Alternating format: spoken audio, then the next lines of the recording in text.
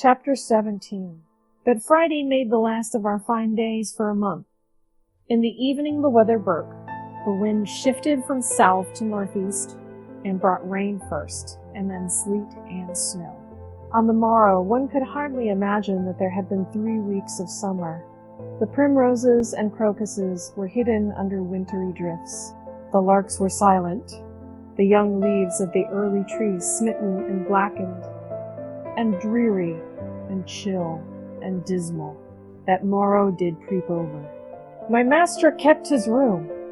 I took possession of the lonely parlor, converting it into a nursery, and there I was, sitting with the moaning doll of a child laid on my knee, rocking it to and fro, and watching meanwhile the still driving flakes build up the uncurtained window when the door opened and some person out of breath.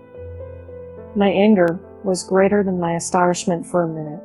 I supposed it one of the maids, and I cried, "Have done! How dare you show your giddiness here? What would Mr. Linton say if he heard you?" "Excuse me?" answered a familiar voice. "But I know Edgar is in bed, and I cannot stop myself."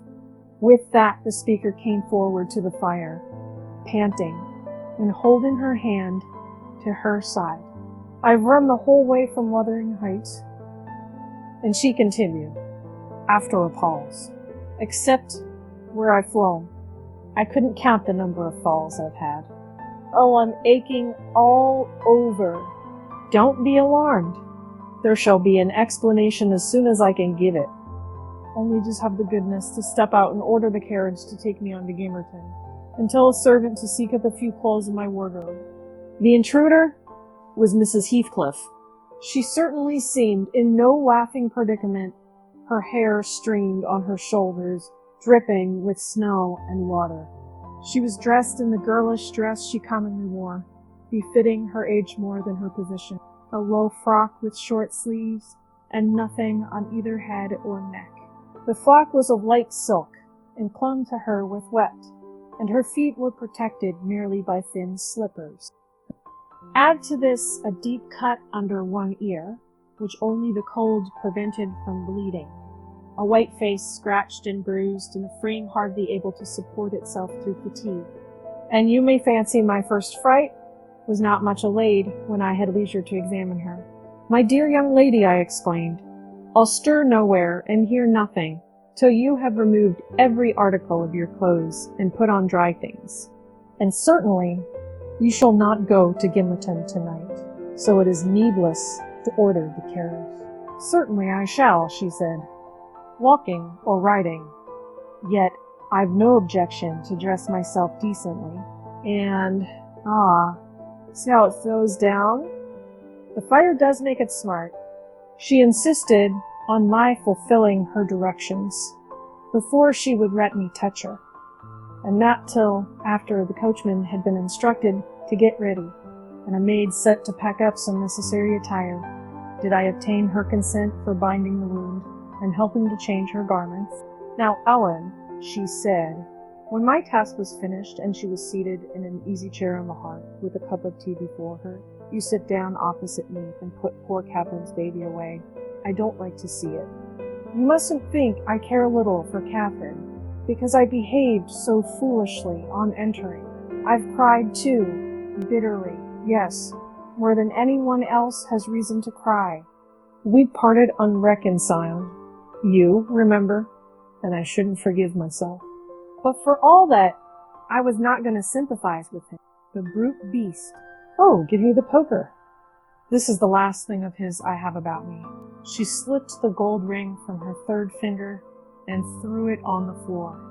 "I'll smash it," she continued, striking it with childish spite, "and then I'll burn it." And she took and dropped the misused article among the coals. "There, he shall buy another, if he gets me back again. He'd be capable of coming, to seek me, to tease Edgar. I dare not stay, lest that notion should possess his wicked head. And besides, Edgar has not been kind, has he? and I won't come suing for his assistance, nor will I bring him into more trouble. Necessity compelled me to seek shelter here, though if I had not learned he was out of the way, I'd have halted at the kitchen, washed my face, warmed myself, got you to bring what I wanted, and departed again to anywhere out of the reach of my accursed, of that incarnate God. Ah, he was in such a fury if he had caught me. It's a pity Earnshaw is not his match in strength. I wouldn't have run till I'd seen him all but demolished, had Hindley been able to do. Well, don't talk so fast, miss. I interrupted. Will disorder the handkerchief I have tied round your face, and make the cut bleed again. Drink your tea, and take breath, and give over laughing. Laughter is sadly out of place under this roof, and in your condition. An undeniable truth, she replied. Listen to that, child. It maintains a constant wail. Send it out of my hearing for an hour. I shan't stay any longer. I rang the bell and committed it to a servant's care. And then I inquired what had urged her to escape from Wuthering Heights in such an unlikely plight, and where she meant to go, as she refused remaining with us. I ought, and I wish to remain, answered she, to cheer Edgar and take care of the baby, for two things, and because the Grange is my right home. But I tell you he wouldn't let me. Do you think he could bear to see me grow fat and merry, could bear to think that we were tranquil, and not resolve on poisoning our comfort? No. I have the satisfaction of being sure that he detests me, to the point of its annoying him seriously to have me within earshot or eyesight. I notice when I enter his presence, partly arising from his knowledge of the good causes I have to feel that sentiment for him, and partly from original aversion. It is strong enough to make me feel pretty certain that he would not chase me over England, supposing I contrived a clear escape. And therefore I must get quite away. I've recovered from my first desire to be killed by him. I'd rather he'd kill himself. He has extinguished my love effectually, and so I'm at my ease. I can recollect yet how I loved him, and can dimly imagine that I could still be loving him if even if he had doted on me, the devilish nature would have revealed its existence somehow. Catherine had an awfully perverted taste to esteem him so dearly, knowing him so well. Monster, would that he could be blotted out of creation and out of my memory. Hush, hush. He's a human being, I said. Be more charitable. There are worse men than he is yet. He's not a human being, she retorted, and he has no claim on my charity. I gave her my heart, and he took and pinched it to death and flung it back to me. People feel with their hearts, Ellen, and since he has destroyed mine, I have not power to feel for him, and I would not, though he groaned from this to his dying day, and wept tears of blood for Catherine. Now, indeed, I wouldn't. And here Isabella began to cry, but immediately dashing the water from her lashes, she recommenced. You asked what has driven me to flight at last. I was compelled to attempt it because I had succeeded in rousing his rage a pitch above his malignity. Pulling out the nerves with red-hot pincers requires more coolness than knocking on the head. He was worked up to forget the fiendish prudence he boasted of, and proceeded to murderous violence. I experienced pleasure in being able to exasperate him.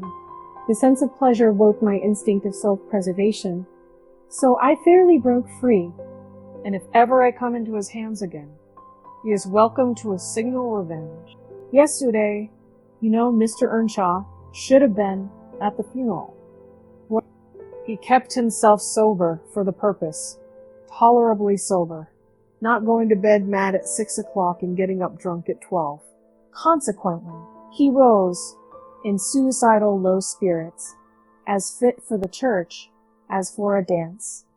And instead, he sat down by the fire and swallowed gin or brandy by tumblerfuls.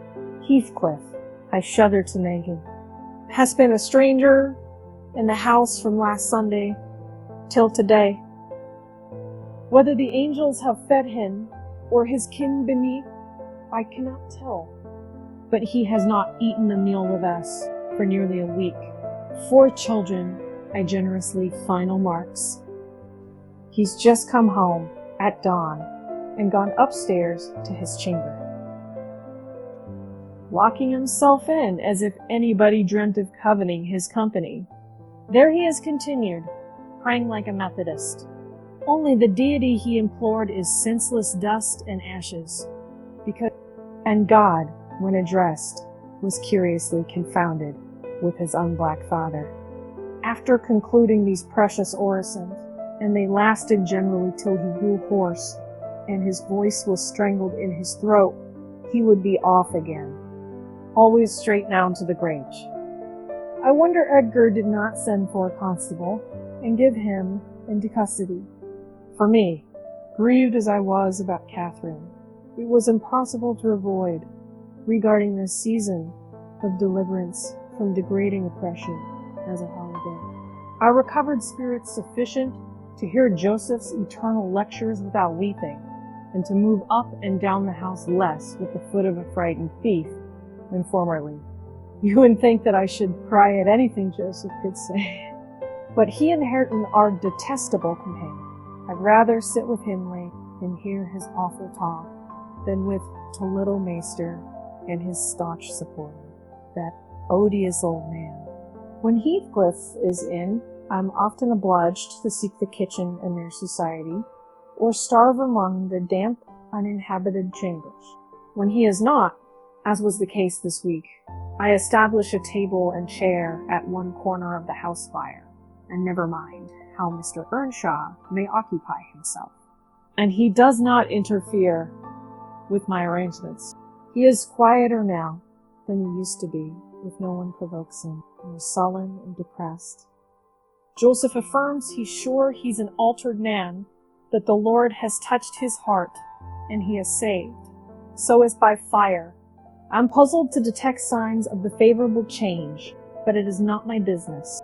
Yester evening I sat in my nook, reading some old books till late on towards 12. It seemed so dismal to go upstairs, with the wild snow blowing outside, and my thoughts continually reverting to the kirkyard and the new-made grave. I dared hardly lift my eyes from the page before me. That melancholy scene so instantly usurped its place. Hindley sat opposite, his head leant on his hand, perhaps meditating on the same subject. He had ceased drinking at a point below irrationality, and had neither stirred nor spoken during 2 or 3 hours. There was no sound through the house but the moaning wind, which shook the windows every now and then, the faint crackling of the coals, and a click of my snuffers as I removed at intervals the long wick of the candle. Hareton and Joseph were probably fast asleep in bed. It was very, very sad, and while I read, I sighed, for it seemed as if all joy had vanished from the world, never to be restored.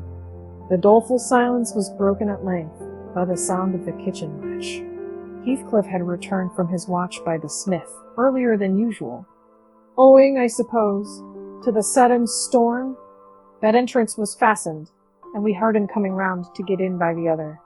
I rose with an irrepressible expression of what I felt on my lips, which induced my companion, who had been staring towards the door, to turn and look at me. "I'll keep him out 5 minutes," he exclaimed. "You won't object?" "No, you may keep him out the whole night for me," I answered. "Do. So put the key in the lock and draw the bolts." Earnshaw accomplished this ere his desk reached the front. He then came and brought his chair to the other side of my table, leaning over it, and searching in my eyes for a sympathy with the burning hate that gleamed from his. As he both looked and felt like an assassin, he couldn't exactly find that, but he discovered enough to encourage him to speak. "You and I," he said, "have each a great debt to settle with the man out yonder. If we were neither of us cowards, we might combine to discharge it. Are you as soft as your brother? Are you willing to endure to the last and not once attempt a repaying?" "And weary of enduring now," I replied. "And I'd be glad of a retaliation that wouldn't recoil on myself. But treachery and violence are spears pointed at both ends. They wound those who resort to them worse their enemies. Treachery and violence are just return for treachery and violence," cried Hindley. "Mrs.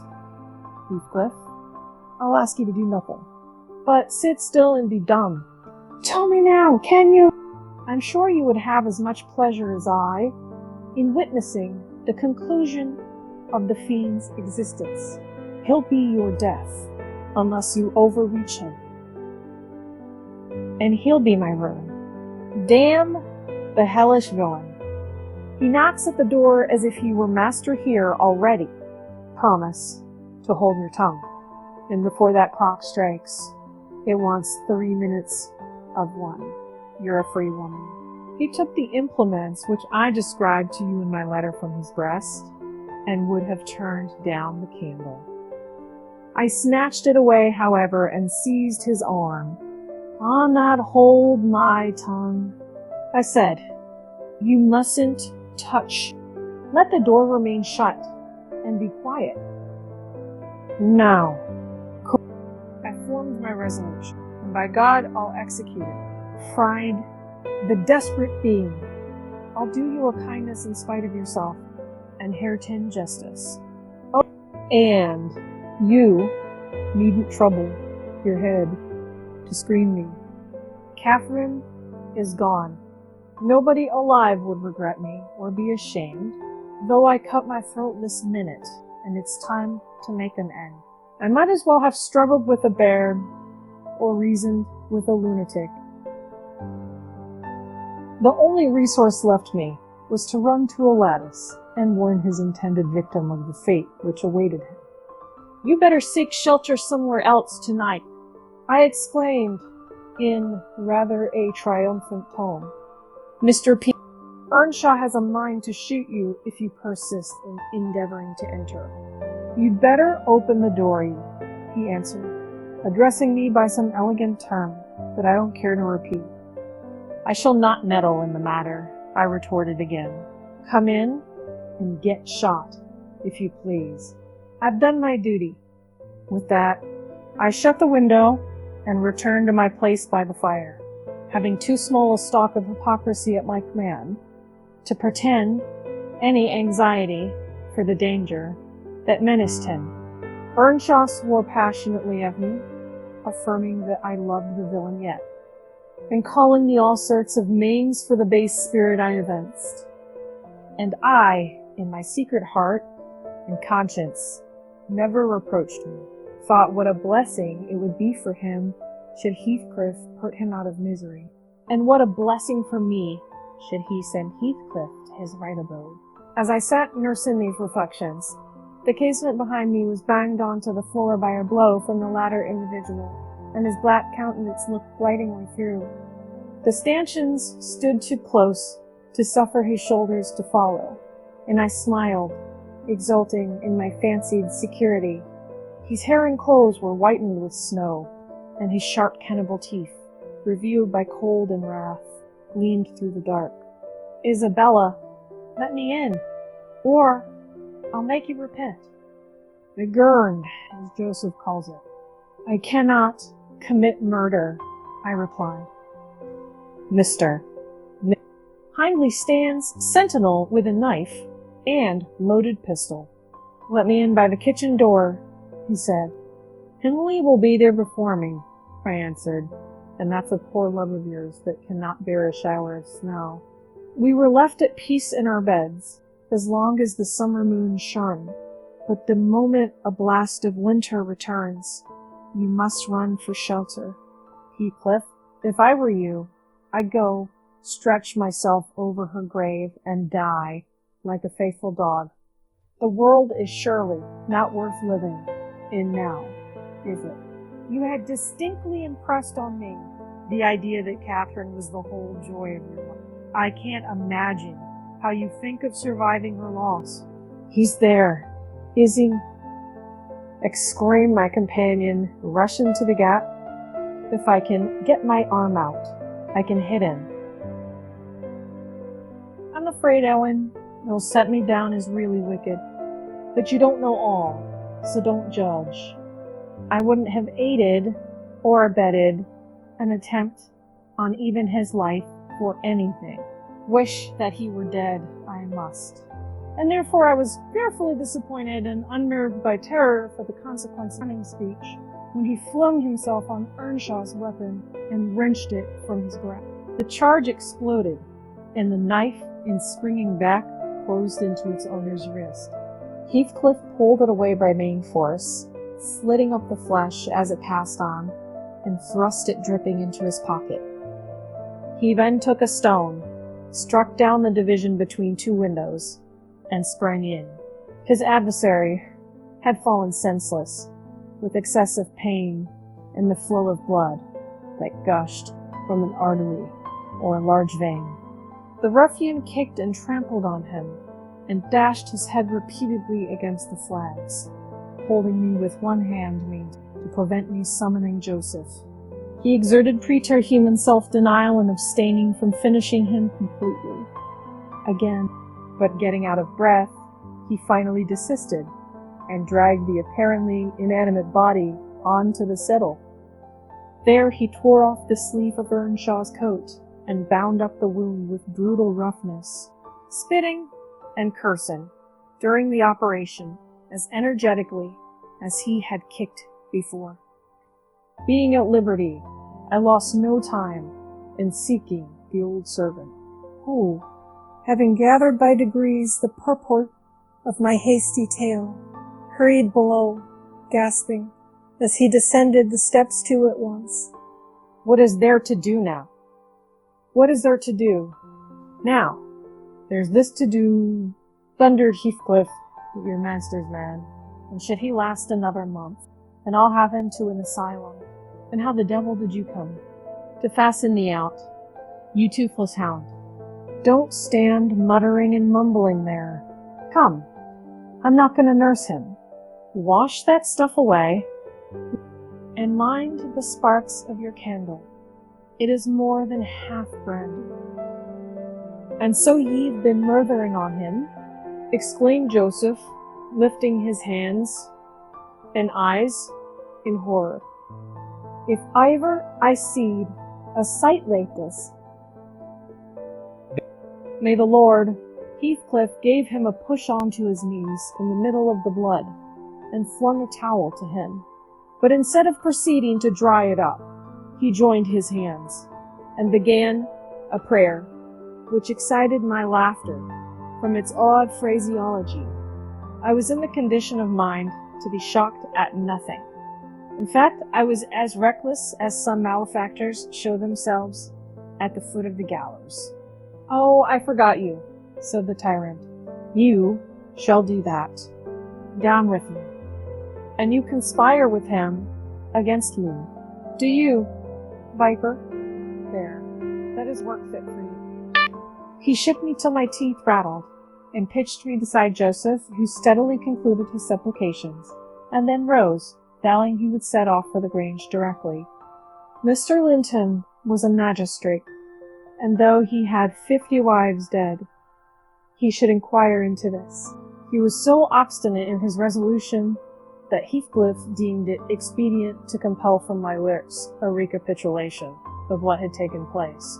Standing over me, heaving with malevolence, as I reluctantly delivered the account in answer to his questions. It required a great deal of labor to satisfy the old man that Heathcliff was not the aggressor, especially with my hardly wrong replies. However, Mr. Earnshaw soon convinced him that he was alive still. Joseph hastened to administer a dose of spirits, and by their succor his master presently regained motion and consciousness. Heathcliff, aware that his opponent was ignorant of the treatment received while insensible, called him deliriously intoxicated, and said he should not notice his atrocious conduct further, but advised him to get to bed. To my joy, he left us, after giving this judicious counsel, and Hindley stretched himself on the hearthstone. I departed to my own room, marveling that I had escaped, and I had escaped so easily. This morning, when I came down, about half an hour before noon, Mr. Earnshaw was sitting by the fire, deadly sick, his evil genius, almost as gaunt and ghastly, leant against the chimney. Neither appeared inclined to dine, and, having waited till all was cold on the table, I commenced alone. Nothing hindered me from eating heartily, and I experienced a certain sense of satisfaction and superiority, as at intervals I cast a look towards my silent companions, and felt the comfort of a quiet conscience within me. After I had done, I ventured on the unusual liberty of drawing near the fire, going round Earnshaw's seat, and kneeling in the corner beside him. Heathcliff did not glance my way, and I gazed up and contemplated his features, almost as confidently as if they had been turned to stone. His forehead, that I once thought so manly, and that I now think so diabolical, was shaded with a heavy cloud. His basilisk eyes were nearly quenched by sleeplessness, and weeping perhaps, for the lashes were wet then. His lips devoid of their ferocious sneer, and sealed in an expression of unspeakable sadness. Had it been another, I would have covered my face.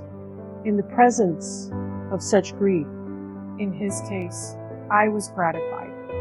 And ignoble as it seems to insult a fallen enemy, I couldn't miss this chance of sticking in a dart. His weakness was the only time when I could taste the delight of paying wrong for wrong. Miss. I interrupted. One might suppose you had never opened a Bible in your life. If God afflict your enemies, surely that ought to suffice you. It is both mean and presumptuous to add your torture to his. In general, I'll allow that it would be, and she continued, but what misery laid on Heathcliff could content me, unless I have a hand in it. I'd rather he suffered less, if I might cause his sufferings, and he might know that I was the cause. Oh, I owe him so much. On only one condition can I hope to forgive him. It is, if I may take an eye for an eye, a tooth for a tooth. For every wrench of agony return a wrench. Reduce him to my level. As he was the first to injure, make him the first to implore pardon. And then, why then, Ellen, I might show you some generosity. But it is utterly impossible I can ever be revenged, and therefore I cannot forgive him.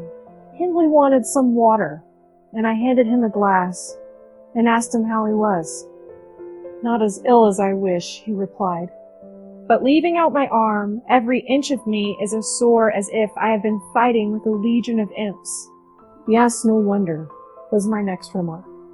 Catherine used to boast that she stood between you and bodily harm.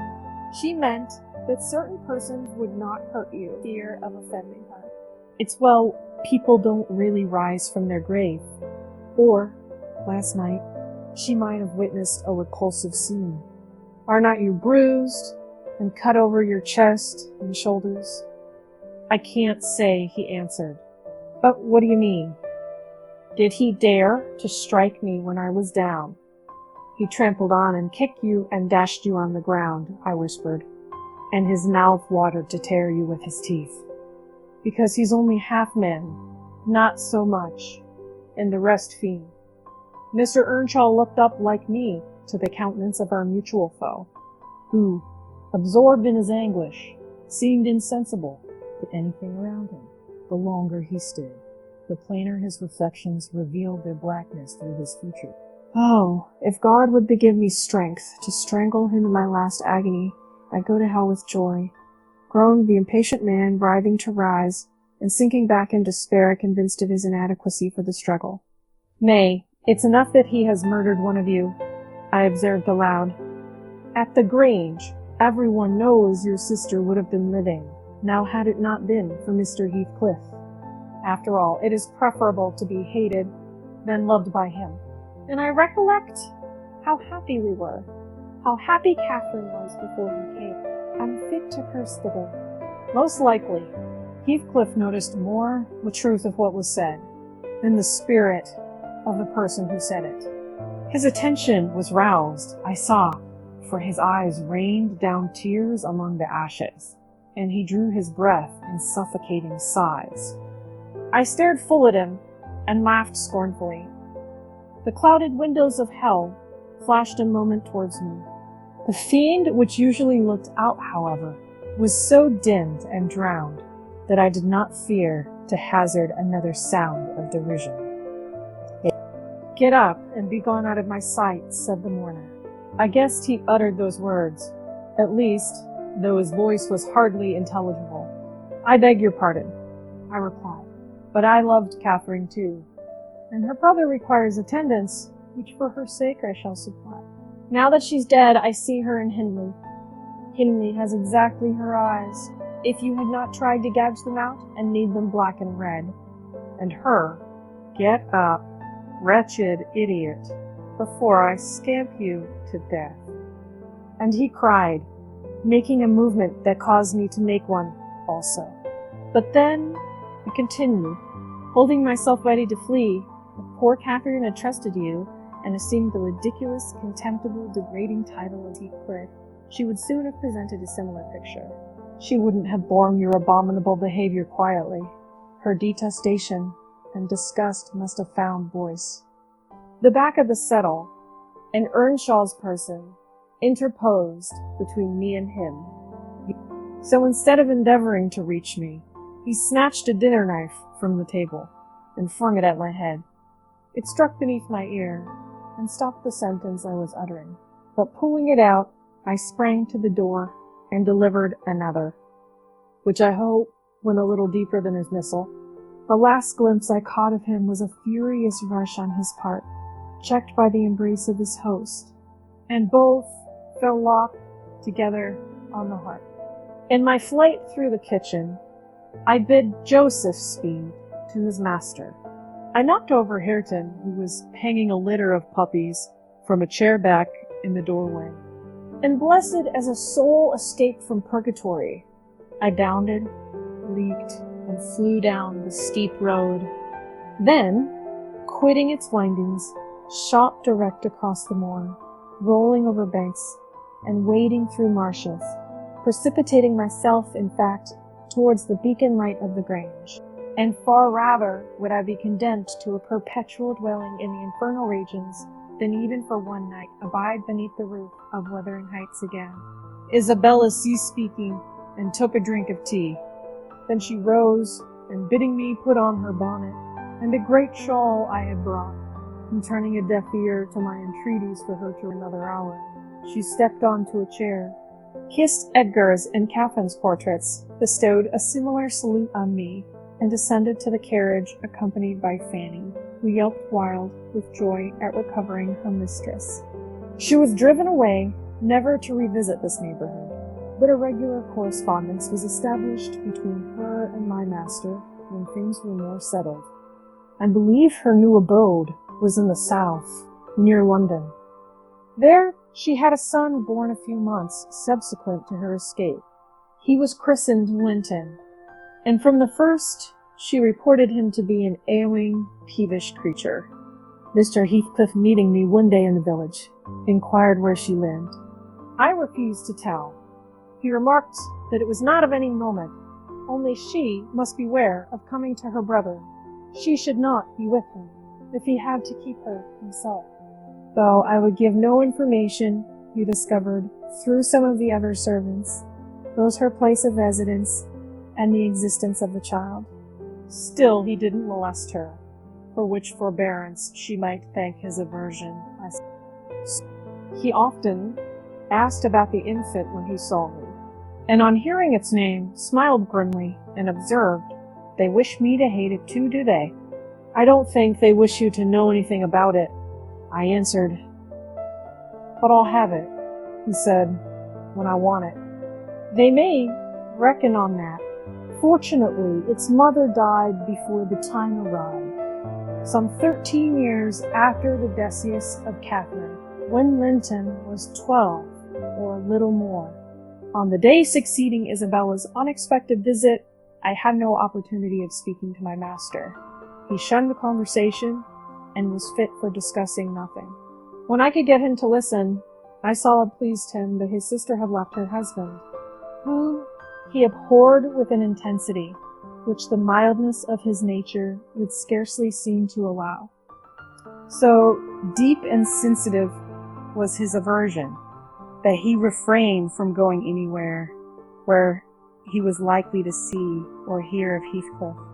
Grief and that together transformed him into a complete hermit.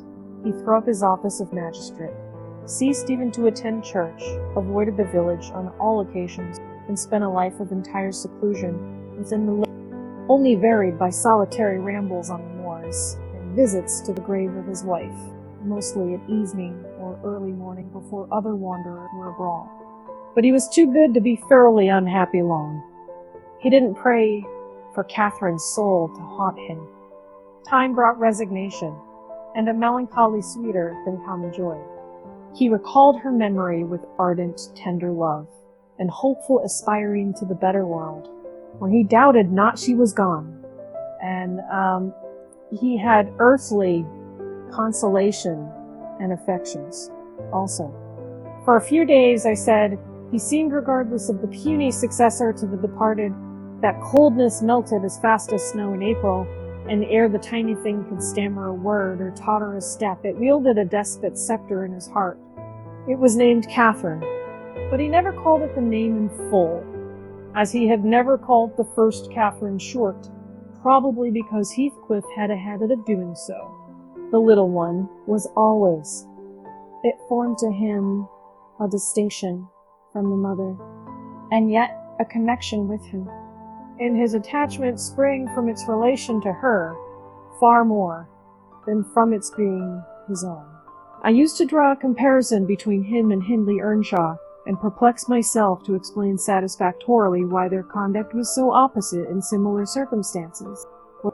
They had both been fond husbands, and were both attached to their children, and I could not see how they shouldn't both have taken the same road for good or evil. But I thought in my mind, Hindley, with apparently the stronger head, has shown himself sadly the worse and the weaker man. When his ship struck, the captain abandoned it, and the crew, instead of trying to save her, rushed into riot and confusion, leaving no hope for their luckless vessel. Linton, on the contrary, displayed the true courage of a loyal and faithful soul. He trusted God, and God comforted him. One hoped, and the other despaired. They chose their own lots, and were righteously doomed to endure them. But you'll not want to hear my moralizing, Mr. Lockwood. You'll judge, as well as I can, all these things. At least you'll think you will, and that's the same. The end of Earnshaw was what might have been expected. It followed fast on his sister's. There were scarcely 6 months between them. We at the Grange never got a very succinct account of his state preceding it. All that I did learn was on occasion of going to aid in the preparations for the funeral. Mr. Kenneth came to announce the event to my master. "Well, Nellie," said he, riding into the yard one morning, "too early not to alarm me with an instant presentiment of bad news. It's yours and my turn to go into mourning at present." "Who's given us the slip now, do you think?" "Who?" I asked in a flurry. "Why? Guess." He returned, dismounting and slinging his bridle on a hook by the door. "And nip up the corner of your apron. I'm certain you'll need it." "Not Mr. Heathcliff, surely?" I exclaimed. "What? Would you have tears for him?" Said the doctor. "No, Heathcliff's a tough young fellow. He looks blooming today. I've just seen him. He's rapidly regaining flesh since he lost his better half." "Who is it then, Mr. Kenneth?" I repeated impatiently. "Hindley Earnshaw. Your old friend Hindley," he replied, "and my wicked gossip, though he's been too wild me this long." "There, I said we should draw water. But cheer up. He died true to his character, drunk as a lord. Poor lad. I'm sorry too. One can't help missing an old companion, though he had the worst tricks with him that ever man imagined, and has done me many a rascally turn. He's barely 27, it seems. That's your own age. Who would have thought you were born in 1 year?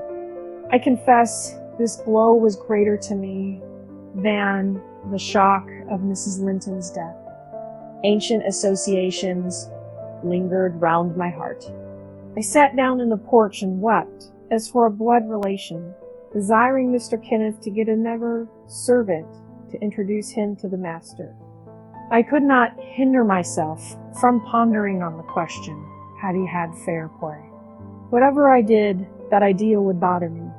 It was so tiresomely pertinacious that I resolved on requesting leave to go to Wuthering Heights and assist in the last duties to the dead. Mr. Linton was extremely reluctant to consent, but I pleaded eloquently for the friendless condition in which he lay. And I said, my old master and foster brother had a claim on my services as strong as his own. Besides, I reminded him that the child Hareton was his wife's nephew, and in the absence of nearer kin, he ought to act as its guardian. And he ought to, and must inquire how the property was left, and look over the concerns of his brother-in-law. He was unfit for attending to such matters then, but he bid me speak to his lawyer, and at length permitted me to go. His lawyer had been Earnshaw's also. I called at the village and asked him to accompany me. He shook his head and advised that Heathcliff should be let alone, affirming if the truth were known, Hareton would be found little else than a beggar. His father died in debt, he said. The whole property is mortgaged, and the sole chance for the natural heir is to allow him an opportunity of creating some interest in the creditor's heart, that he may be inclined to deal leniently towards him. When I reached the Heights, I explained that I had come to see everything carried on decently, and Joseph, who appeared in sufficient distress, expressed satisfaction at my presence. Mr. Heathcliff said he did not perceive that I was wanted, but I might stay and order the arrangements for the funeral, if I chose. Correctly, he remarked that Fool's body should be buried at the crossroads without ceremony of any kind. I happened to leave him 10 minutes yesterday afternoon, and in that interval he fastened the 2 doors of the house against me, and he has spent the night in drinking himself to death deliberately. We broke in this morning, for we heard him snorting. And there he was, laid over the settle. Flame and scalping would not have wakened him. I sent for Kenneth, and he came, but not till the beast had changed into carrion. He was both dead and cold and stark. And so you will allow it's really useless making more stir about him. The old servant confirmed this statement, but muttered, I'd rather he'd gone hisself or to doctor. I sued Hareton to Almighty better, nor him, and he warn't deed when I left. Not o' sort. I insisted on the funeral being respectable. Mr. Heathcliff said I might have my own way there too, only he desired me to remember that the money for the whole affair came out of his pocket. He maintained a hard, careless deportment, indicative of neither joy nor sorrow. If anything, It expressed a flinty gratification at a piece of difficult work successfully executed. I observed once, indeed, something like exultation in his aspect. It was just when the people were bearing the coffin from the house. He had the hypocrisy to represent a mourner, and previous to following with Hareton, he lifted the unfortunate child onto the table and muttered with peculiar gusto, "Now, my bonny lad, you are mine, and we'll see if one tree won't grow as crooked as another, with the same wind to twist it." The unsuspecting thing was pleased at this speech. He played with Heathcliff's whiskers and stroked his cheek, but I divined its meaning, and observed, tartly, "That boy must go back with me to Thrushcross Grange, sir. There is nothing in the world less yours than he is." "Does Linton say so?" he demanded. "Of course. He has ordered me to take him," I replied. "Well," said the scoundrel, "we'll not argue the subject now, but I have a fancy to try my hand at rearing a young one, so intimate to your master that I must supply the place of this with my own if he attempt to remove it. So, I'm not traduce that to detect political profits, but I learn to determine. I don't engage to let Hareton go undisputed, but I'll be pretty sure to make the other come. Remember to tell him."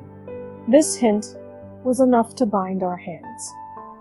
I repeated its substance on my return, and Edgar Linton, little interested at the commencement, spoke no more of interfering. I'm not aware that he could have done it to any purpose had he been ever so willing. The guest was now the master of Wuthering Heights. He held firm possession and proved to the attorney, who in his turn proved it to Mr. Linton, that Earnshaw had mortgaged every yard of land he owned for cash to supply his mania for gaming. And he, Heathcliff, was the mortgagee.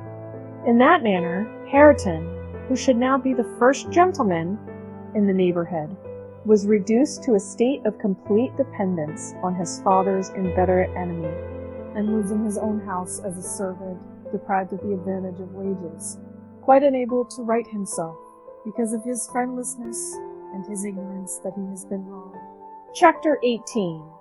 The 12 years, continued Mrs. Dean, following that dismal period, were the happiest of my life. My greatest troubles in their passage rose from our little lady's trifling illnesses, which she had to experience in common with all children, rich and poor. For the rest, after the first 6 months, she grew like a larch, and could walk and talk too, in her own way, before the heath blossomed a second time over Mrs. Linton's dust. She was the most winning thing that ever brought sunshine into a desolate house. A real beauty in face, with the Earnshaw's handsome dark eyes, with the Linton's fair skin and small features and yellow curling hair. Her spirit was high, though not rubbed, and qualified by a heart sensitive and lively to excess in its affections. A capacity for intense attachments reminded me of her mother. Still she did not resemble her, for she could be soft and mild as a dove, and she had a gentle voice and pensive expression. Her anger was her love never fierce. It was deep and tender. However, it must be acknowledged, she had faults to foil her gifts. A propensity to be saucy was one, and a perverse will that indulged children invariably acquire, whether they be good-tempered or cross. If a servant chanced to vex her, it was always, "I shall tell Papa." And if he reproved her, even by a look, you would have thought it a heart-breaking business. I don't believe he ever did speak a harsh word to her. He took her education entirely on himself, and made it an amusement. Fortunately, curiosity and a quick intellect made her an apt scholar. She learned rapidly and eagerly, and did honor to his teaching. Till she reached the age of 13, she had not once been beyond the range of the park by herself. Mr. Linton would take her with him a mile or so outside on rare occasions, but he trusted her to no one else. Gimmerton was an unsubstantial name in her ears. The chapel, the only building she had approached or entered, except her own home. Wuthering Heights, in this to Heathcliff, did not exist for her. She was a perfect recluse, and apparently perfectly contented. Sometimes, indeed, while surveying the country from her nursery window, she would observe, "Ellen, how long will it be before I can walk to the top of those hills? I wonder what lies on the other side. Is it the sea?" "No, Miss Cathy," I would answer. "It is hills again, just like these." "And what are those golden walks like when you stand under them?" she once asked. The abrupt descent of Penistone Crags particularly attracted her notice, especially when the setting sun shone on it and the topmost heights, and the whole extent of landscape besides lay in shadow. I explained that they were bare masses of stone, with hardly enough earth in their clefts to nourish a stunted tree. "And why are they bright so long after it is evening here?" she pursued. "Because they are a great deal higher up than we are," replied I. "You could not climb them. They are too high and steep. In winter, the frost is always there before it comes to us. And deep into summer, I have found snow under that black hollow on the northeast side." "Oh, you have been on them," she cried gleefully. "Then I can go too, when I am a woman." "Has Papa been, Ellen?" "Papa would tell you, miss," I answered hastily, "that they are not worth the trouble of visiting. The moors where you ramble with him are much nicer, and Thrushcross Park is the finest place in the world." "But I know the park, and I don't know those," she murmured to herself, "and I should delight to look round me from the brow of that tallest point. My little pony Minnie shall take me some time." One of the maids, mentioning the fairy cave, quite turned her head with a desire to fulfill this project. She teased Mr. Linton about it, and he promised she should have the journey when she got older. But Miss Catherine measured her age by months, and now, "Am I old enough to go to Penistone Crags?" was the constant question in her mouth. The road thither wound close by Wuthering Heights. Edgar had not the heart to pass it, so she received as constantly the answer, "Not yet, love, not yet." I said Mrs. Heathcliff lived above a dozen years after quitting her husband. Her family were of a delicate constitution. She and Edgar both lacked the ready health that you will generally meet in these parts. What her last illness was, I am not certain. I conjecture they died of the same thing, a kind of fever, slow at its commencement, but incurable, and rapidly consuming life towards the close. She wrote to inform her brother of the probable conclusion of a 4 months' indisposition under which she had suffered, and entreated him to come to her, if possible, for she had much to settle, and she wished to bid him adieu, and deliver Linton safely into his hands. Her hope was that Linton might be left with him, and he would be with her. His father, she would fain convince herself, had no desire to assume the burden of his name or education. My master hesitated not a moment in complying with her request. Reluctant as he was to leave home at ordinary calls, he flew to answer this, commending Catherine to my peculiar vigilance in his absence, with reiterated orders that she must not wander out of the park, even under my escort. He did not calculate on her going unaccompanied. He was away 3 weeks. The first day or two, my charge sat in a corner of the library, too sad for either reading or playing. In that quiet state, she caused me little trouble. But it was succeeded by an interval of impatient, fretful, and being too busy and too old, then, to run up and down amusing her. I hit on a method by which she might entertain herself. I used to send her on her travels, round the grounds, now on foot, and now on a pony, indulging her with a patient audience of all her real and imaginary adventures when she returned. The summer shone in full prime, and she took such a taste for this solitary rambling that she often contrived to remain out from breakfast till tea, and then the evenings were spent in recounting her fanciful tales. I did not fear her breaking bounds, because the gates were generally locked, and I thought she would scarcely venture forth alone if they had stood wide open. Unluckily, my confidence proved misplaced. Catherine came to me one morning at 8 o'clock and said she was that day an Arabian merchant going to cross the desert with his caravan, and I must give her plenty of provision for herself and beasts, a horse and 3 camels, personated by a large hound and a couple of pointers. I got together good store of dainties and slung them in a basket on one side of the saddle, and she sprang up as gay as a fairy, sheltered by her wide-brimmed hat and gauze veil from the July sun, and trotted off with a merry laugh, mocking my cautious counsel to avoid galloping and come back early. The naughty thing never made her appearance at tea. One traveler, the hound, being an old dog and fond of its ease, returned. But neither Cathy, nor the pony, nor the 2 pointers were visible in any direction. I dispatched emissaries down this path and that path, and at last went wandering in search of her myself. There was a laborer working at a fence round a plantation on the borders of the grounds. I inquired of him if he had seen our young lady. I saw her at Moor. He replied she would have me to cut her a hazel switch, and then she leapt her galloway over the hedge yonder, where it is lowest, and galloped out of sight. You may guess how I felt at hearing this news. It struck me directly she must have started for Penistone Crags. What will become of her?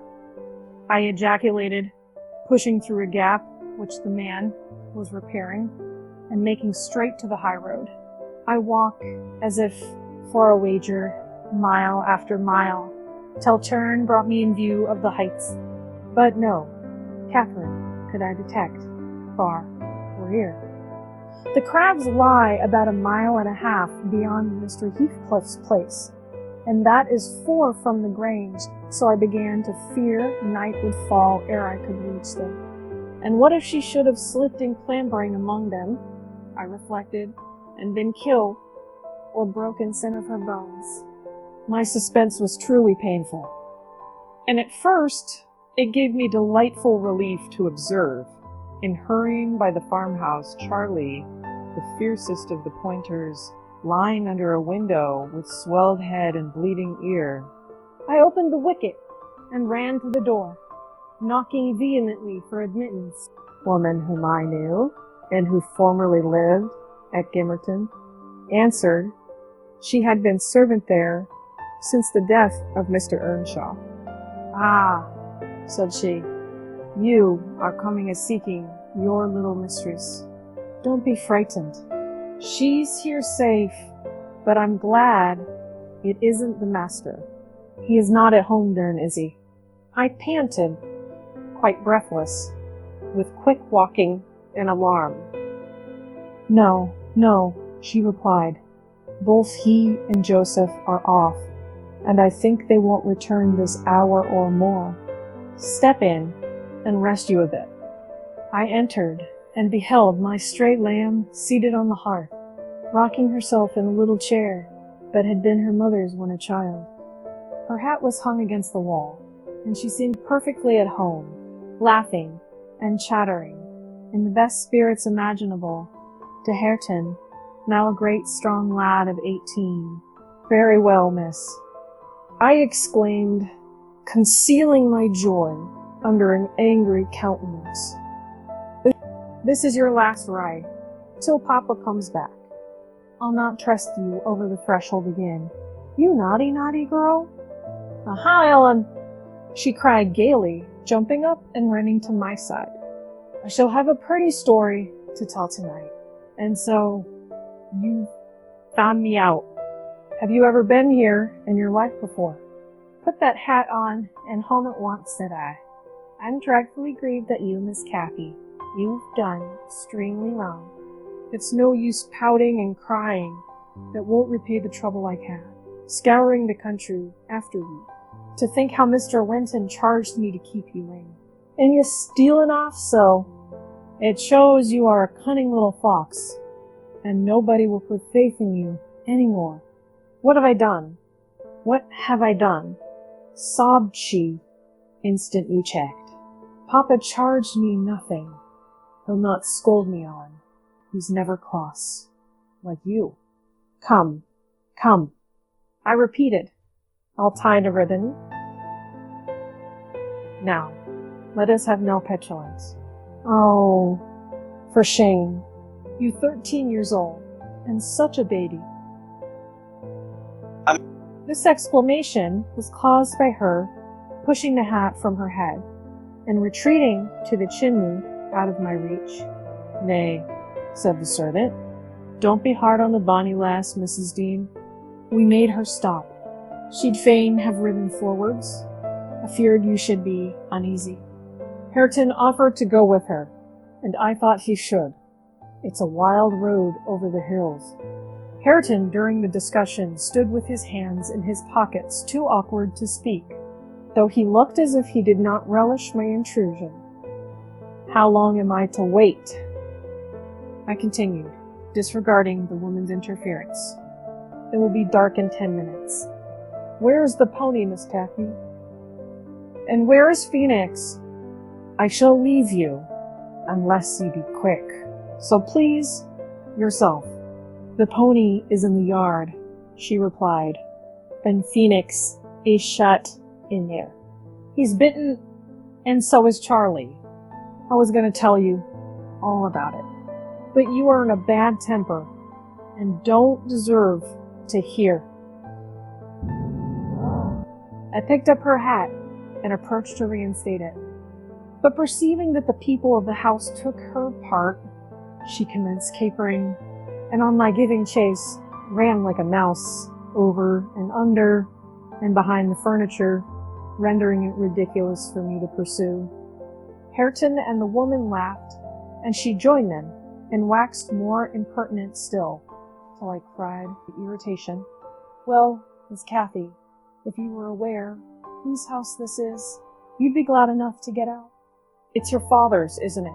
Said she, turning to Hareton. Nay, he replied, looking down and blushing bashfully. He could not stand a steady gaze from her eyes, though they were just his own. Whose then? Your master's? She asked. He colored deeper, with a different feeling, muttered an oath, and turned away. Who is his master?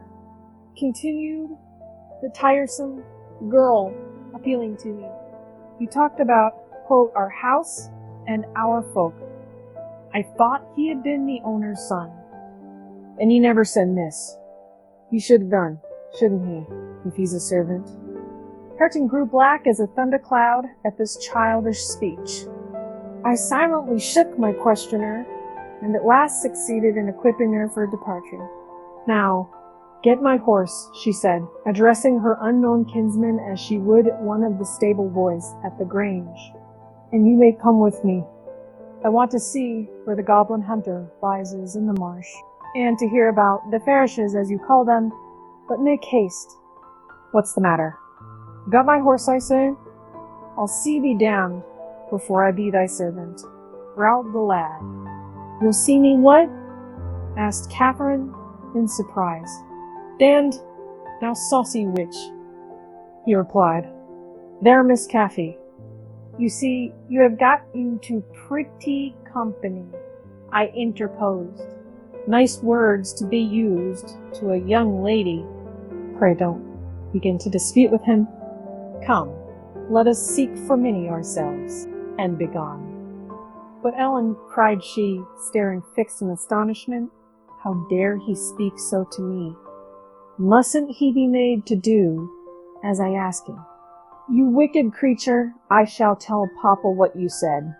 Now that Hareton did not appear to feel this threat, so the tears sprang into her eyes with, You bring the pony, she exclaimed, turning to the woman, and let my dog free this moment. Softly, miss, answered the addressed. You'll lose nothing by being civil. Though Mr. Hareton there be not the master's son, he's your cousin, and I was never hired to serve you. He my cousin, cried Cathy with a scornful laugh. Yes, indeed, responded her reprover. Oh, Ellen, don't let them say such things. She pursued in great trouble. Papa is gone to fetch my cousin from London. My cousin is a gentleman's son. She stopped and wept outright, upset at the bare notion of a relationship with such a clown. Hush, hush, hush, I whispered. People can have many cousins, and of all sorts, Miss Cathy, without being any the worse for it. Only they needn't keep their company, if they be disagreeable and bad. He's not my cousin, Alan, she went on, gathering fresh grief from reflection and flinging herself into my arms for refuge from the idea.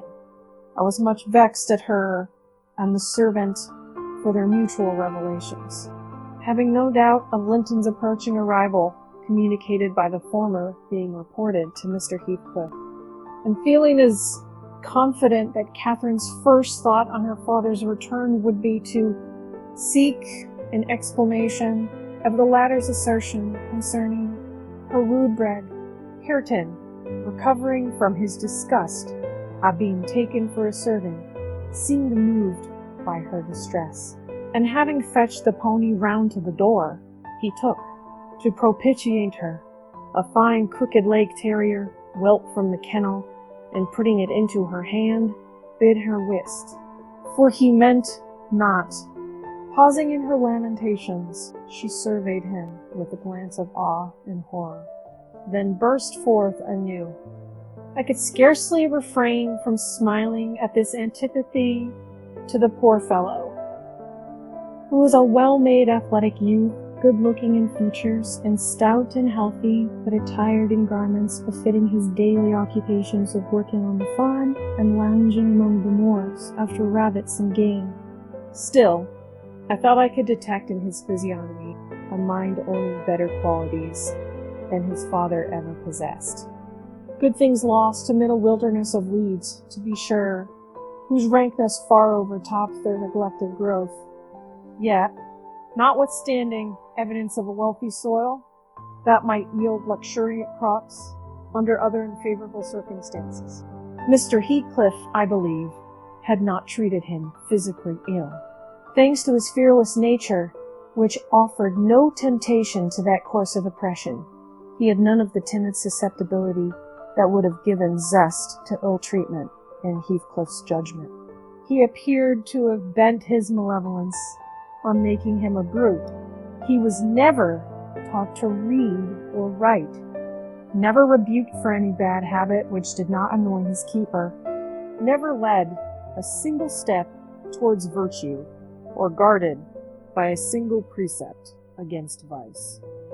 And from what I heard, Joseph contributed much to his deterioration by a narrow-minded partiality which prompted him to flatter and pet him as a boy, because he was the head of the old family, and as he had been in the habit of accusing Catherine Earnshaw and Heathcliff, when children, of putting the master past his patience, and compelling him to seek solace in drink by what he termed their offald ways. If the lad swore, he wouldn't correct him, nor however culpably he behaved. It gave Joseph satisfaction, apparently, to watch him go the worst lengths. He allowed that the lad was ruined, but his soul was abandoned to perdition. But then he reflected that Heathcliff must answer. Hareton's blood would be required at his hands, and there lay immense consolation in that thought. Joseph had instilled into him a pride of name and of his lineage. He would, had he dared, have fostered hate between him and the present owner of the Heights, but his dread of that owner amounted to superstition, and he confined his feeling regarding him to muttered innuendos and private combinations. And I don't pretend to be intimately acquainted with the mode of living customary in those days at Wuthering Heights, I only speak from hearsay, for I saw little. The villagers affirmed Mr. Heathcliff was near, and a cruel, hard landlord to his tenants. But the house inside had regained its ancient aspect of comfort under female management, and the scenes of riot common in Hindley's time were not now enacted within its walls. The master was too gloomy to seek companionship with any people, good or bad. And he is yet. This, however, is not making progress with my story. This Cathy rejected the peace offering of the terrier and demanded her own dogs, Charlie and Phoenix. They came limping and hanging their heads, and we set out for home. Sadly, out of sorts, every one of us. I could not wring from my little lady how she had spent the day, except that, as I supposed, the goal of her pilgrimage was Penistone Crags, and she arrived without adventure to the gate of the farmhouse when Hareton happened to issue forth, attended by some canine followers who attacked her train. They had a smart battle before their tide process to separate them that formed a large introduction. Cathy told Hareton who she was and where she was going, and asked him to show her the way, finally beguiling him to accompany her. He opened the mysteries of the fairy cave and 20 other queer places. But, being in disgrace, I was not favored with a description of the interesting objects she saw.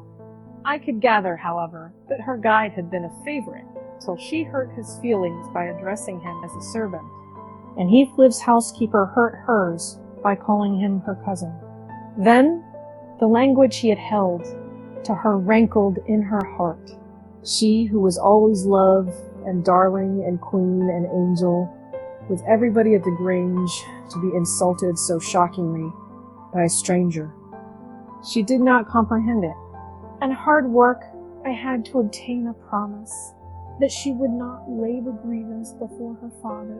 I explained how he objected to the whole household at the Heights, and how sorry he would be to find she had been there. But I insisted most on the fact that if she revealed my negligence of his orders, he would perhaps be so angry that I should have to leave. And Cathy couldn't bear that prospect. She pledged her word, and kept it for my sake. After all, she was a sweet little girl. Chapter 19. A letter, edged with black, announced the day of my master's return. Isabella was dead. If he wrote to bid me get mourning for his daughter, and arrange a room, and other accommodation for his youthful nephew, Catherine ran wild with joy at the idea of welcoming her father back, and indulged most sanguine anticipations of the innumerable excellencies of her real cousin. The evening of their expected arrival came. Since early morning she had been busy ordering her own small affairs, and now attired in her new black frock, poor thing. Her aunt's death impressed her with no definite sorrow. She obliged me, by constant worrying, to walk with her down through the grounds to meet them. Linton is just 6 months younger than I am, she chattered, as we strolled leisurely over the swells and hollows of mossy turf under shadow of the trees. How delightful it will be to have him for a playfellow. Aunt Isabella sent Papa a beautiful lock of his hair. It was lighter than mine, more flaxen, and quite as fine. I have it carefully preserved in a little glass box, and I've often thought what a pleasure it would be to see its owner. I am happy. And, Papa, dear, come, Ellen, let us run. Come, run. She ran and returned and ran again, many times before my sober footsteps reached the gate, and then she seated herself on the grassy bank beside the path and tried to wait patiently. But that was impossible. She couldn't be still a minute. How long they are? And she exclaimed, "Ah, I see some dust on the road. They are coming." No! When will they be here? May we not go a little way? Half a mile, Ellen. Only just half a mile. Do say yes to that clump of birches at the turn. I refused staunchly. At length her suspense was ended. The traveling carriage rolled in sight. Miss Cathy shrieked and stretched out her arms as soon as she caught her father's face looking from the window. He descended nearly as eager as herself, and a considerable interval elapsed ere they had a thought to spare for any but themselves. While they exchanged caresses, I took a peep in to see after Linton. He was asleep in a corner, wrapped in a warm, fur-lined cloak, as if it had been winter. A pale, delicate, effeminate boy who might have been taken for my master's younger brother, so strong was the resemblance. But there was a sickly peevishness in his aspect that Edgar Linton never had. The latter saw me looking, and having shaken hands, advised me to close the door and leave him undisturbed, for the journey had fatigued him. Cathy would fain have taken one glance, but her father told her to come, and they walked together up the park, while I hastened before to prepare the servants. "Now, darling," said Mr. Linton, addressing his daughter, as they halted at the bottom of the front steps, "your cousin is not so strong or so merry as you are, and he has lost his mother, remember, a very short time since. Therefore, don't expect him to play and run about with you directly, and don't harass him much by talking. Let him be quiet this evening, at least, will you?" Yes, Papa," answered Catherine, "but I do want to see him, and he hasn't once looked out." The carriage stopped, and the sleeper, being roused, was lifted to the ground by his uncle. "This is your cousin Cathy Linton," he said, putting their little hands together. "She's fond of you already, and mind you don't grieve her by crying tonight. Try to be cheerful now. The traveling is at an end, and you have nothing to do but rest and amuse yourself as you please." "Let me go to bed, then," answered the boy, shrinking from Catherine's salute, and he put his fingers to his eyes to remove incipient tears. Come, there's a good child," I whispered, leading him in. "You'll make her weak, too. See how sorry she is for you." I do not know whether it was sorrow for him, but his cousin put on as sad a countenance as himself, and returned to her father. All three entered, and mounted to the library, where tea was laid ready. I proceeded to remove Linton's cap and mantle, and placed him on a chair by the table. But he was no sooner seated than he began to cry afresh. My master inquired what was the matter. "I can't sit on a chair," sobbed the boy. "Go to the sofa then, and Ellen shall bring you some tea," answered his uncle patiently. He had been greatly tried during the journey, I felt convinced, by his fretful ailing charge. Linton slowly trailed himself off, and lay down. Cathy carried a footstool and her cup to his side. At first she sat silent, but that could not last. She had resolved to make a pet of her little cousin, as she would have him to be, and she commenced, stroking his curls, and kissing his cheek, and offering him tea in her saucer like a baby. This pleased him, for he was not much better. He dried his eyes and lightened into a faint smile.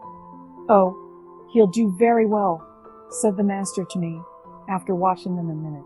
"Very well, if we can keep him going. The company of a child of his own age will instill new spirit into him soon, and by wishing for strength, he'll gain it. If we can keep him."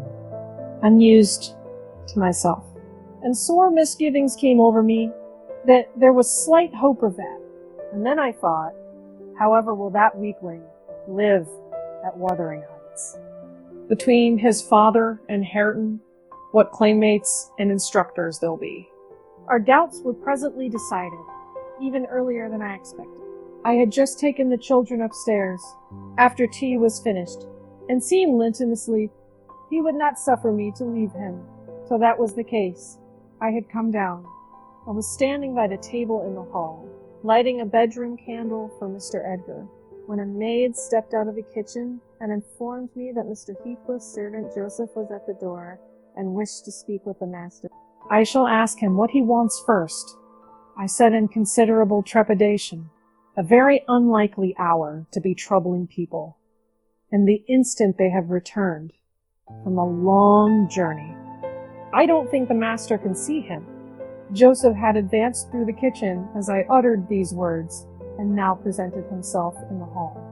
He was donned in his Sunday garments, with his most sanctimonious and sourest face, and holding his hat in one hand and his stick in the other, he proceeded to clean the shoes on the mat. "Good evening, Joseph," I said, coldly. "What business brings you here to night?" "It's Mr. Linton. I mun speak to," he answered, waving me disdainfully aside. "Mr. Linton is going to bed. Unless you have something particular to say, I'm sure he won't hear it now." I continued, "You had better sit down there and entrust your message to me." "Which is his rom?" pursued the fellow, surveying the range of closed doors. I perceived he was bent on refusing my mediation, so very reluctantly I went up to the library and announced the unseasonable visitor, advising that he should be dismissed. Mr. Linton had no time to empower me to do so, for Joseph mounted close at my heels and, pushing into the apartment, planted himself at the far side of the table. With his two fists clacked on the head of his stick, and began in an elevated tone, as if anticipating opposition. "Heathcliff has sent me for his lad, and I must go back about him." Edgar Linton was silent a minute. An expression of exceeding sorrow overcast his features. He would have pitied the child on his own account, but recalling Isabella's hopes and fears, and anxious wishes for her son, and her commendations of him to his care, he grieved bitterly at the prospect of yielding him up, and searched in his heart how it might be avoided. No plan offered itself. The very exhibition of any desire to keep him would have rendered the claimant more peremptory. There was nothing left but to resign him. However, he was not going to rouse him from his sleep. "Tell Mr. Heathcliff," he answered calmly, "that his son shall come to Wuthering Heights tomorrow. He is in bed, and too tired to go the distance now. You may also tell him that the mother of Linton desired him to remain under my guardianship, and at present his health is very precarious." "Noah," said Joseph, getting a thud with his prop on the floor, and assuming an authoritative air. "Die! That means not. Heathcliff, Max Noah, Count Oat, mother. But he'll have his lad. I won't talk him. So now ye know, ye shall not tonight," answered Linton decisively. "Walk downstairs at once, and repeat to your master what I have said. Ellen, show him down. Go," and, aiding the indignant elder with a lift by the arm, he rid the room of him and closed the door. "Vera weel," shouted Joseph, as he slowly drew off. "To morn, he's come his cell, and thrust him out, if you dar." Chapter 20. To obviate the danger of this threat being fulfilled, Mr. Linton commissioned me to take the boy home early on Catherine's pony, and said he, as we shall now have no influence over his destiny, good or bad, you must say nothing of where he was gone to my daughter. She cannot associate with him hereafter, and it is better for her to remain in ignorance of his proximity, lest she should be restless and anxious to visit the heights. Merely tell her his father sent for him suddenly, and he has been obliged to leave us. Linton was very reluctant to be roused from his bed at 5 o'clock, and astonished to be informed that he must prepare for further travel. But I softened off the matter by stating that he was going to spend some time with his father, Mr. Heathcliff, who wished to see him so much. He did not like to defer the pleasure till he should recover from his late journey. "My father!" he cried, in strange perplexity. "Mamma never told me I had a father." "Where does he live?" "Properly, I'd rather stay with Uncle." "He lives a little distance from the Grange," I replied. "Just beyond those hills. Not so far, but you may walk over here when you get hearty. And you should be glad to go home and to see him. You must try to love him as you did your mother, and then he will love you." "But why have I not heard of him before?" asked Linton. "Why didn't Mama and he live together as other people do?"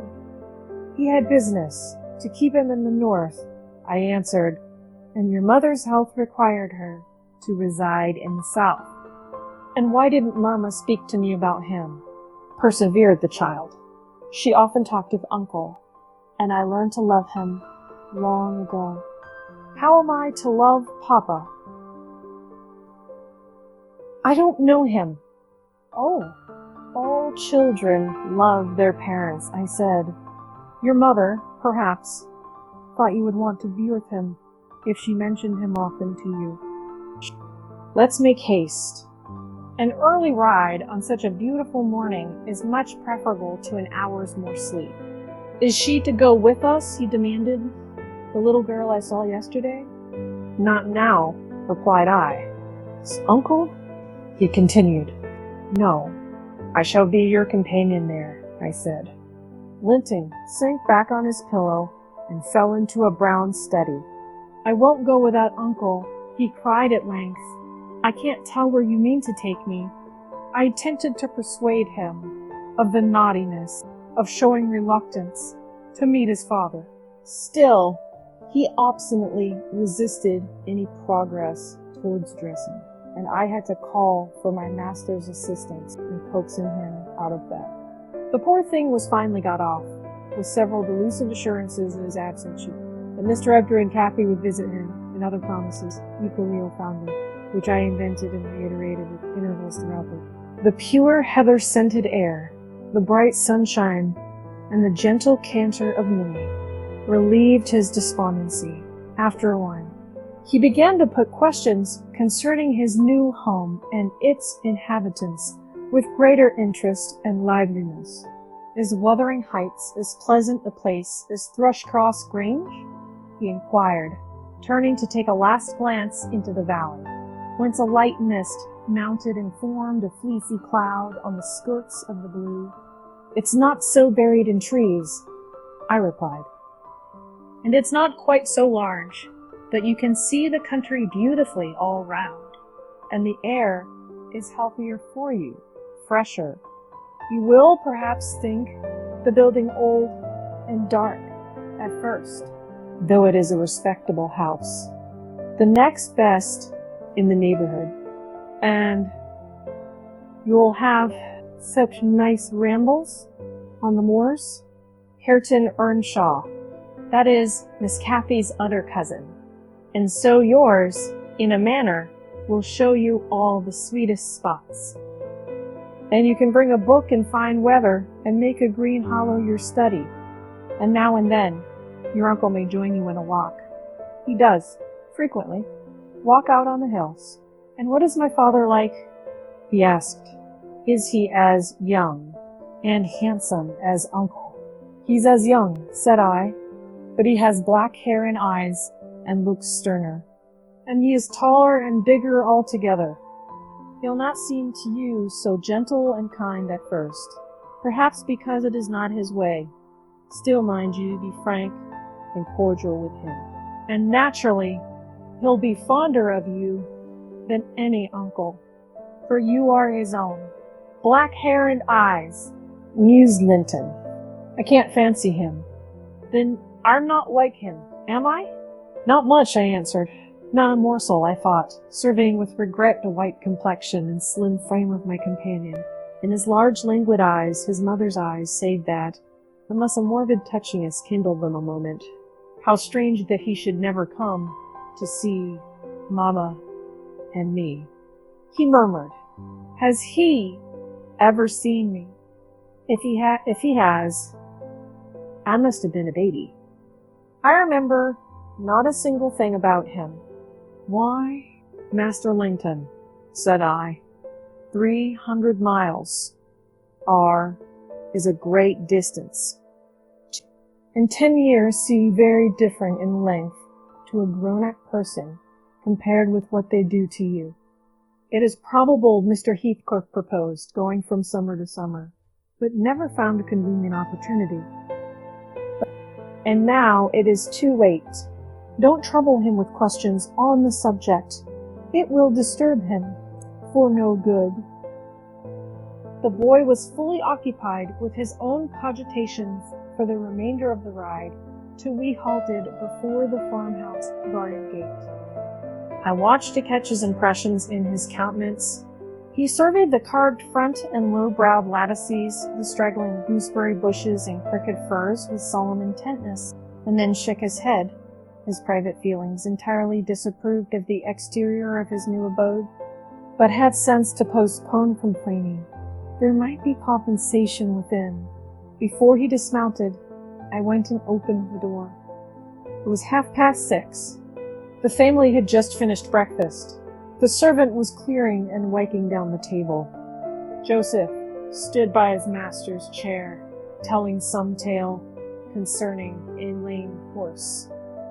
And Hareton was preparing for the hayfield. "Hello, Nellie," said Mr. Heathcliff when he saw me. "I feared I should have to come down and fetch my property myself. You brought it, have you? Let us see what we can make of it." He got up and strode to the door. Hareton and Joseph followed in gaping curiosity. Poor Linton ran a frightened eye over the faces of the three. "Surely," said Joseph, after a grave inspection, he swapped "wee ye, meister," and "Jan's his lass." Heathcliff, having stared his son into an ague of confusion, uttered a scornful laugh. God, what a beauty! What a lovely, charming thing! He exclaimed, haven't they reared it on snails and sour milk, Nellie? Oh, damn my soul! But that's worse than I expected, and the devil knows I was not single. I bid the trembling and bewildered child get down and enter.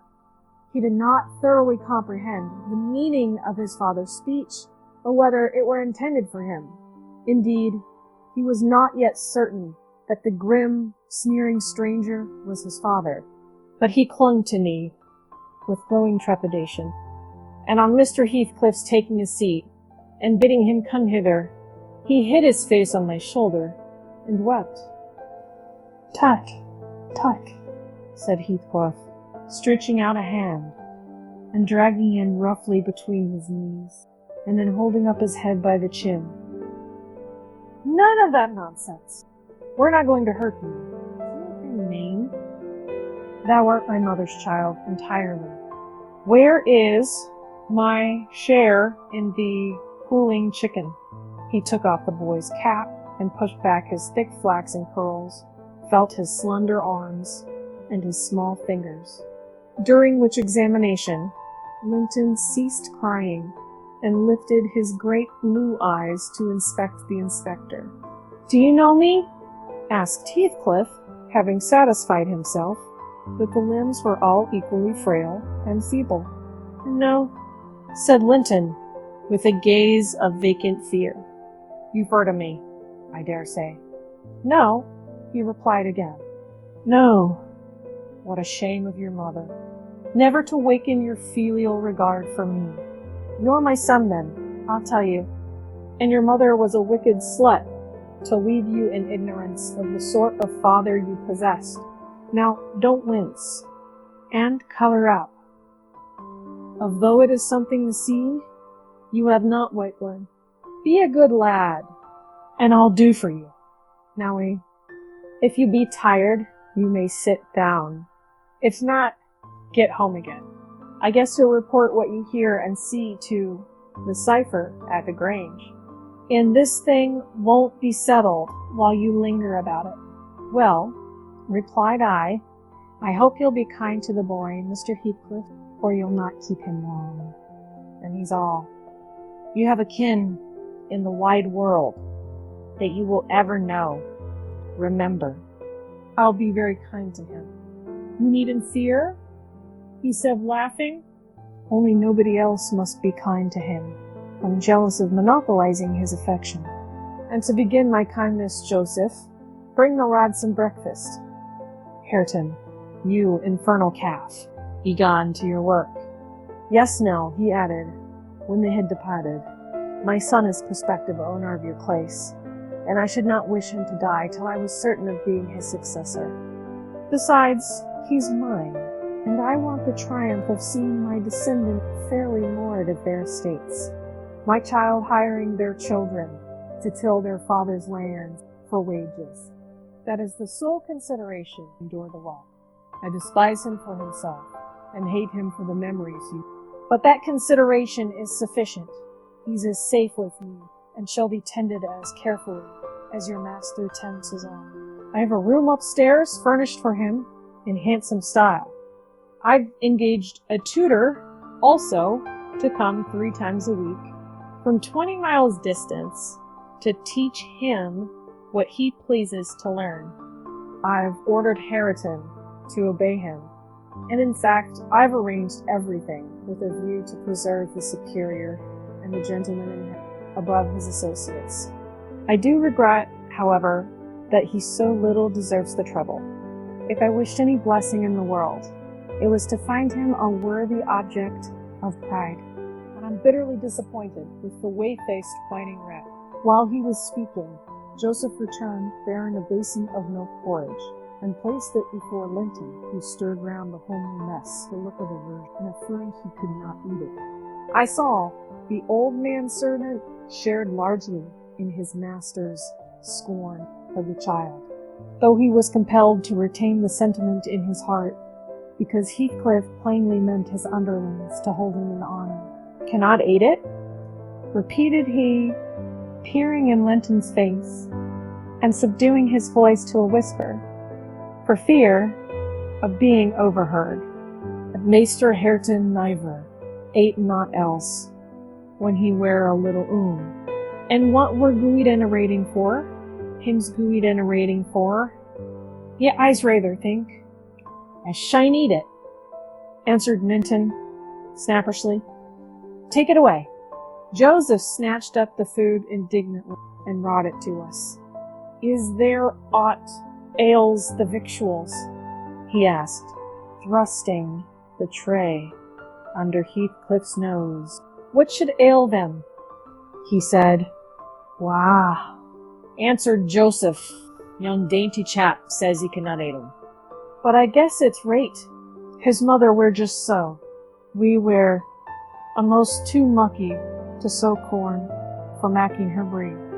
Don't mention his mother to me, said the master, angrily, and get him something that he can eat. That's all. What is his usual food, Nellie? I suggested boiled milk or tea, and the housekeeper received instructions to prepare some.